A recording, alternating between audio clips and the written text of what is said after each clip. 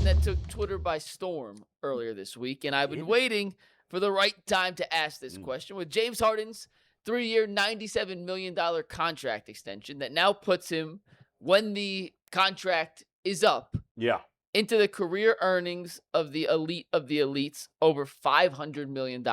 It is the fourth most money career earnings-wise in the history of the league, behind LeBron James, Kevin Durant, and Steph Curry. James Harden now fourth with just over $500 million in career earnings.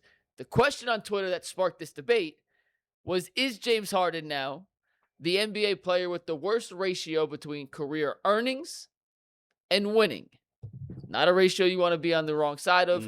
James Harden, at least in the conversation. So before I tell you my answer, because I think there is a clear answer, I wanted to ask you, does James Harden have the worst career earnings to winning ratio in the history of the league? Of course he does. How could he not? He's made the most money of any player that's never won. He's never been to an NBA Finals, right? That's a lie. He has been to a Finals. OKC. With the OKC. But he was the sixth but he was the third player. Yeah. He was the sixth man. And at best, the third best player on the team. That was early in his career. So he's gotten to one Finals. He's gotten to two other conference finals with the Cavs? He's been to 5 conference finals in his career. Oh, jeez. A lot more. He's taken he's been on 4 different teams that have made conference finals. Okay. He obviously, a lot of teams get sick of him right away. I mean, you gave us the list of the top 10 earners of all time, and Paul George is on there, and he hasn't done much winning, and Chris Paul, obviously. But I don't even see how there can be an argument for someone else. If the question is, he's earned the most money of any player that's never won a championship. That's a fact.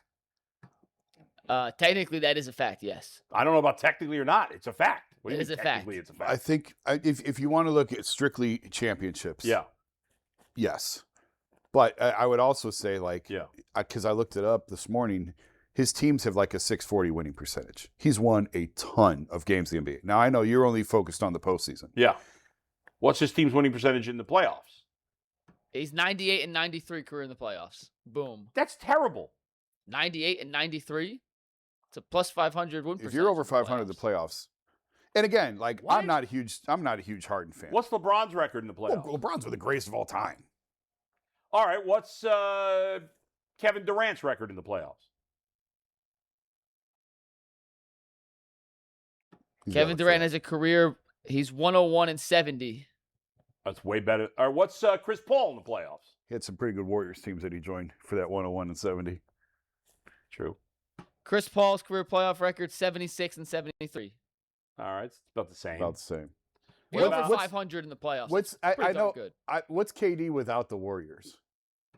I got to do math. That's not fair. Why? I got to do math. Hold on. Because he joined his 73-win team. They still didn't win a championship till he got there. Yeah, they did. I'm sorry. Yes, they did. Didn't win a championship the year before he got there.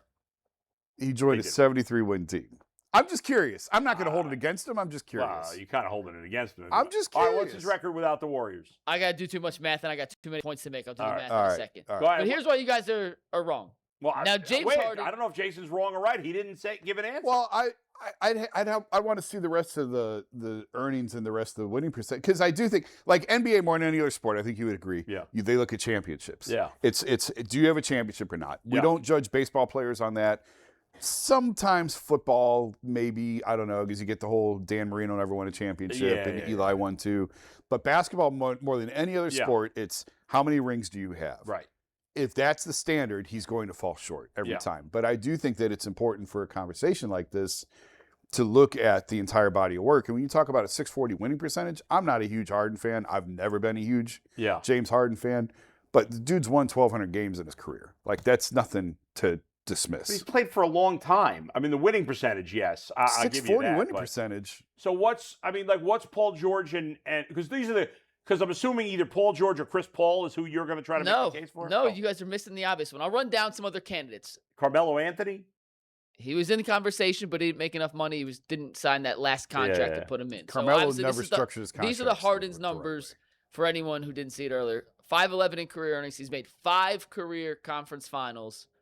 Went to the finals once. I mean, a 500 playoff series record is not impressive. I know who you've got.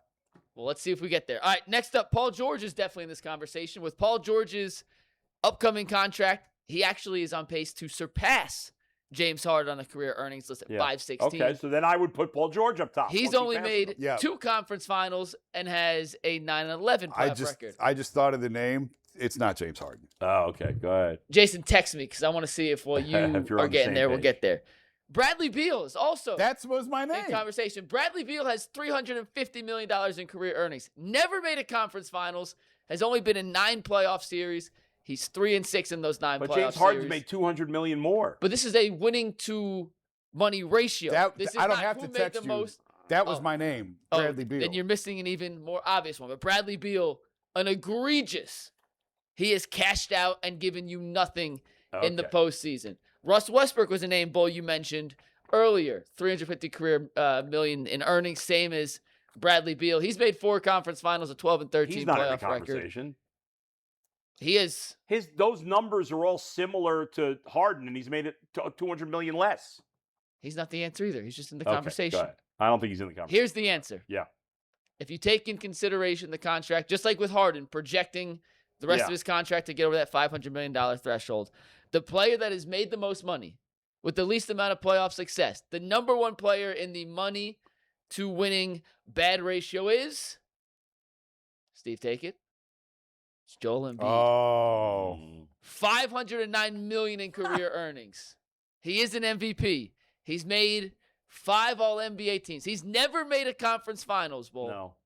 He is 6-9 in his career in the playoffs. Right. But here's the thing I will say about Joel Embiid. There's no argument to this. And yes, here's my only argument. I get what you're saying. Joel Embiid still has a chance to flip the script. James Harden does not. I mean, there's a better chance James Harden's playing in the playoffs this year than Joel Embiid is. I don't agree with that. He's saying health. Even with the health, and I understand with the health, you're right. But do you disagree that Joel Embiid has a better chance to win a championship in his career? Joel Embiid has a better chance to win a championship going forward. Yeah, because he's got look at the team. Yeah. Whereas James Harden is never winning a championship. But this wasn't a question of when their careers are done. This is right now, which player has the worst money to winning ratio. Right now, if you take the contracts in its totality, Joel Embiid, over $500 million, never made a conference finals. Real quick. Well, you're saying it's right now and you're adding money in the future, which is totally unfair. And I'm actually going to go with Jason. I actually think it's Bradley Beal. Bradley Beal is certainly in that conversation as well. Like Joel Embiid has at least been a great player when he's been healthy. I mean, it's not been good. Like he's got an MVP. Bradley Beal's a bum. I think Beal was a victim of circumstance where he was with a bad organization for most of his career with the Wizards. But I mean, that's the name when I started thinking about it. That's the name that came to me. Yeah. 3-time All-Star. 3 All-Stars. That's not a ton for $350 million. Yeah. No, he also was perfectly content signing a long-term extension in Washington at maximum money, knowing they had no chance of being competitive. He's not a guy who has ever been tabbed as a winning player. And since that early stint with John Wall, he's been on bad team after bad team. He's been bought out twice. I still he's right up there in you, that Mike. conversation. James Harden's been shipped from team to team because he's a bad teammate. He's made a conference finals with 4 different teams, 4 different organizations. I think you're overblowing the significance of that. Yeah, I'm with Mike. I'm going Bradley Beal 1, Harden 2, and I'll put Embiid 3. He's been a 5. Embiid's never made a conference finals, and Embiid's contract until recently he has had bad teammates. They were a 1 seed. What year? When Ben Simmons decided not to take a layup, they got upset. I hear you, but Ben Simmons was a fraud. We all know this now. Are you serious? Is Ben Simmons not a fraud? Yes, he is, but what kind of argument is that? Mike, you had Harden. Look at it. Has he not had better teammates overall? They were teammates together and didn't make it to conference finals. Embiid won his MVP playing with James Harden. And they still didn't make a conference finals. It's the one team James Harden didn't make a conference finals with was when Joel Embiid was his best teammate, okay? Point case, go to break. We have a All minute. right, it's a fair point. You know what? You know what I It's a love getting fair worked point. up when you Mike put getting Bo- aggravated. He sounds like a 12-year-old squeaking over there. But all My right, voice you much kind of deeper. You kind of got me on Well, that. I did. I hear put you. as a checkmate. I mean, I hate to just checkmate you like that, Bull. but No, that you was- love checkmate. No, it was I good. do love it was checkmate. it was good. It's a fair point, but they are all egregious. It's the It's NBA, a whole list of people who have made a lot of money and not won a lot. Great The end- businessmen. Yeah, Great agents. the NBA is just crazy with some of these like scrub players. You know, probably Enos Kanter, that idiot, probably made a lot of money, didn't he? he was a did high make a lot of pick. money. He got a good rookie contract. What a nitwit this guy is. Protecting women, yes, right. When we come back, hour number 2 of the Ultimate Cleveland Sports Show, you're not going to want to miss it.